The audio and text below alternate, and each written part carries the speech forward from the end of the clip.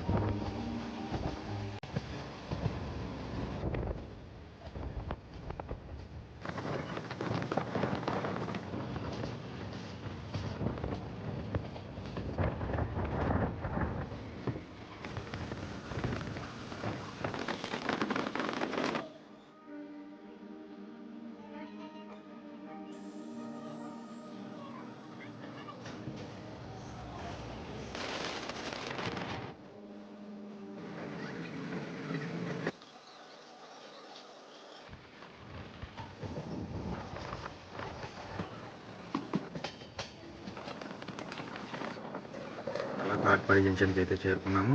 But Katpadi junction నుండి బయటకు వచ్చిన తర్వాత సిటీ బస్సెస్ అయితే అవైలబుల్లో ఉంటాయి. బట్ కాట్పాడి నుండి ఈ సిటీ బస్ అయితే ఎక్కాల్సి ఉంటుంది. బట్ అది కూడా మనకి టికెట్ వచ్చేసి తక్కువ బడ్జెట్లోనే 12 రూపాయలకి మాత్రమే, ఒక పర్సన్కి వచ్చి 12 రూపాయలు మాత్రమే అవుతుంది. బట్ మనం అక్కడ నుండి మళ్ళీ వేలూరు కొత్త బస్ స్టాండ్కి వెళ్తే అక్కడ నుంచి మనము ఇంకొక బస్సు ఎక్కాల్సి ఉంటుంది. ఆ బస్సు వేలూరు నుంచి తిరువణమలైకి డైరెక్ట్గా వెళ్తుంది. ఈ బస్సులో ఒక్కొక్క టికెట్ వచ్చేసి 58 రూపాయలు మాత్రమే అవుతుంది. బట్ తెలుగు వాళ్ళు అయితే అరుణాచలం అంటారు, బట్ అక్కడ తమిళనాడు కాబట్టి తిరువణమలై అంటారు.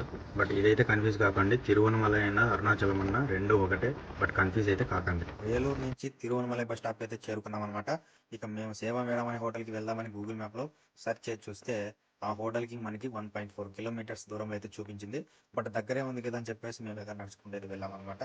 సో బస్ స్టాండ్ నుంచి 800 మీటర్స్లోనే మనకి రాయల్స్ రూమ్ హోటల్స్ అనేది కనిపించింది. ఇంకా అక్కడ వెళ్ళి అడిగామన్నమాట. రూమ్స్ అయితే కావాలని అడిగారు.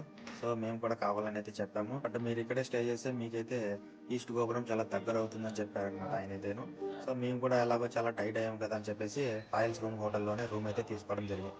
ఇక పార్ట్ 2 వీడియో కోసం అయితే మా ఛానల్ని సబ్స్క్రైబ్ చేయండి.